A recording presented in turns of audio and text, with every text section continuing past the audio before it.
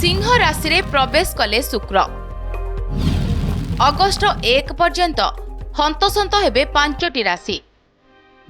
शुक्र चलनर पड़िब अशुभ प्रभाव। ज्योतिष शास्त्र रे धन वैभव सुख एवं प्रेमर कारक ग्रह कहुवा शुक्रंकर राशि परिवर्तन हो सारी।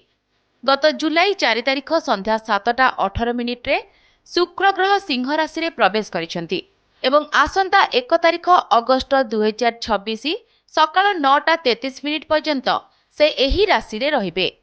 शुक्रंकर एही चलन किछि राशि पई शुभ होइता बेले 5टी राशिर व्यक्तिंग पई यह अत्यंत अशुभ समय नै आसीछि।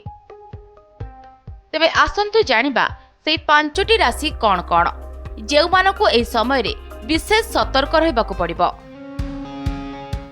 वृष राशि। वृष राशिर व्यक्ति विशेष एही समय परिवार लोकंक सह झगड़ा कारणरू मानसिक चापरे रहिबे।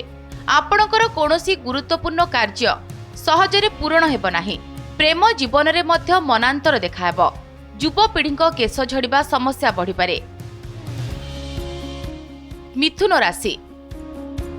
मिथुन राशिर व्यक्ति विशेषंक पई शारीरिक कष्टर योग रहिछि। गंभीर आघात लागिबा कारणरू मेडिकल रे अधिक धन खर्च होई पारे। परिवार लोकंक असंतोषर सामना करबाकू पड़िबो एवं विवाहितंक दाम्पत्य जीवन रे कलह वृद्धि पाइब। कन्या राशि।